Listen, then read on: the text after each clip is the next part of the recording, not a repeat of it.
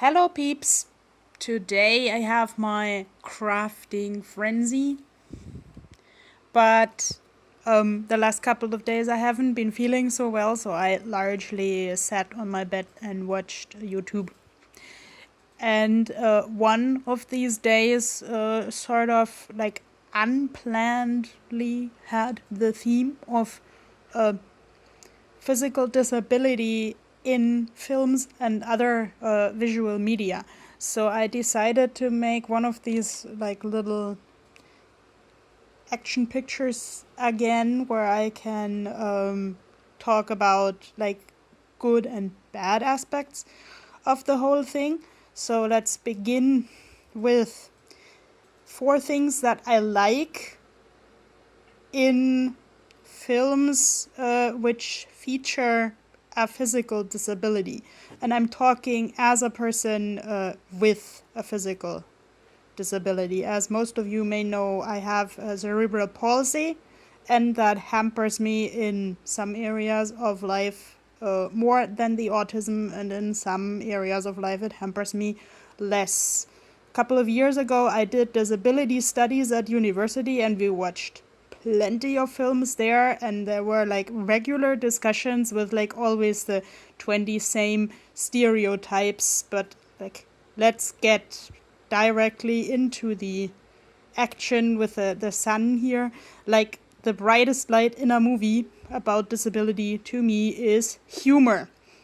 One of my favorite movies to the effect is The Untouchables, because there are a lot of tricky things and stereotypes in there, but the the man with a spinal cord injury, like he can even laugh about stuff that his assistant does because he doesn't know any better, and that could theoretically endanger the man with his spinal cord injury.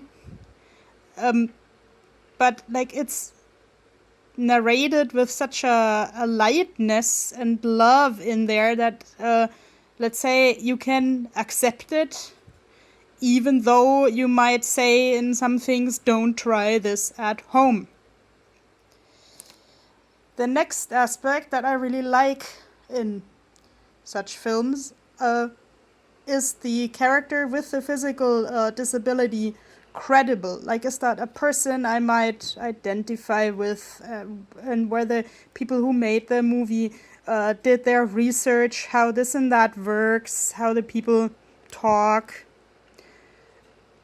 Is that someone I would meet on the street and could possibly ask, how does this and that work for you, if the conversation comes up? I sort of like having conversations with film characters in my head, and a good film should offer me a chance to do that. What I, for example, like don't like are like totally unrealistic characters that are not logical in the flow of this story.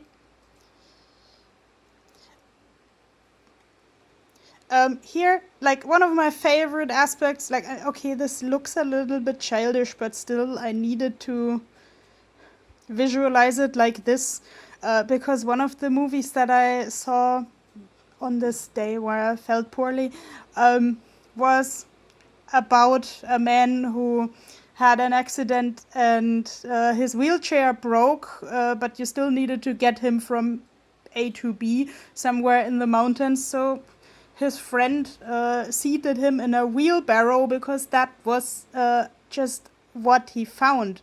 It's not like I would like to spend my life sitting in a wheelbarrow, but I love all stories about working with what is there. And there were also, again, at this film, The Untouchables, with the paralyzed man, like the only place where he still has really feelings, also erotical feelings, are his ears. And I've seen people on YouTube complain about this fact because that establishes a stereotype that all paralyzed people like to be tickled behind the ears, which is not true. But I've had funny conversations with even doctors about this. So I think there could be more, let's say, public acceptance for the fact that people who lose their feelings in one place, the feelings may immigrate to other places in the body, and people can work really positively with that. And here, right. I'm forgetting the biggest part of the picture. Do the characters have a social network? Like, I decided to draw a network of veins because the blood is streaming through and helping the butterfly to fly. So I like all stories about characters who have friends, partnership, even like a wholesome connection to an animal. Good relations can have many faces and many levels. So, yeah. Then here we have the things that I don't like. Miracle healings. Like here I drew this little flower for medical procedures because, let's say, I don't always like them in films because like sometimes they serve to only satisfy the conscience of someone else or science. So the majority of disabilities that I know can be improved with some physiotherapy, some devices, but they cannot be healed. And I'm always like really, really pissed when someone, especially in religious contexts, goes like, ta-da, this person walks, all of a sudden it's a miracle, abracadabra, whatever. So,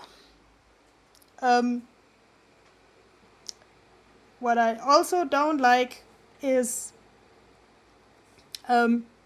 picturing things about the disability that are not relevant. Someone did a small documentary movie about me, and I was not too thrilled that this person always filmed my feet because they have like a really funny color and a funny way of rolling up the toes, and I have a funny way of walking, but this was not the point of the story. So hello to all you future film directors, keep it relevant.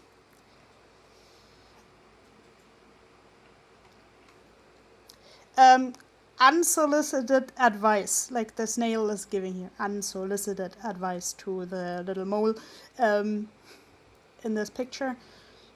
But let's say people always have an idea like do this, do that, and it's mostly not working because like what works for them doesn't necessarily work for me, and like what pisses me especially off, excuse my French here, is when like social workers and the like say, be self-conscious, and then okay, you can't live intimacy the normal way, be creative.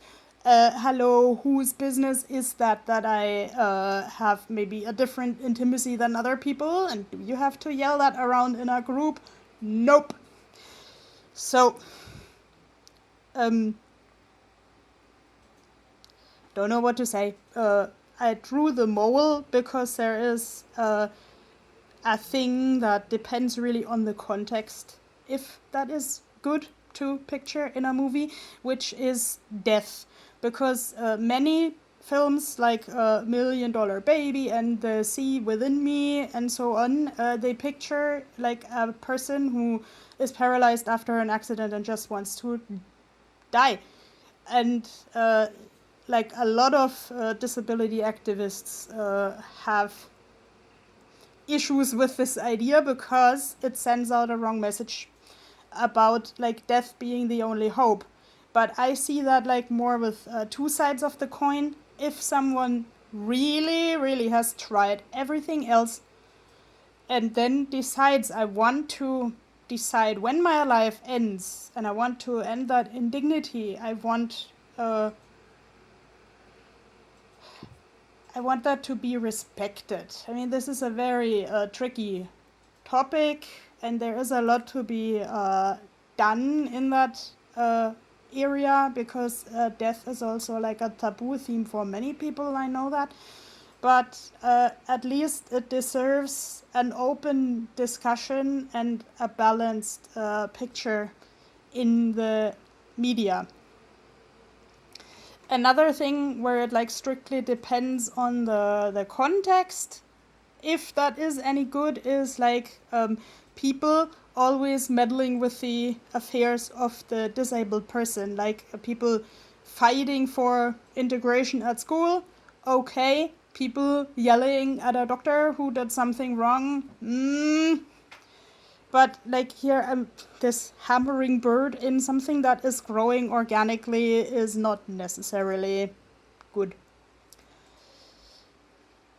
And faking the disability is also something that stands and falls with the context. Like one of the movies that I saw recently was about 3 young men. One of them became paralyzed in an accident, and his friends decided to sit in wheelchairs for solidarity for a while and to get him to go to a summer camp where he should like do mobility training. And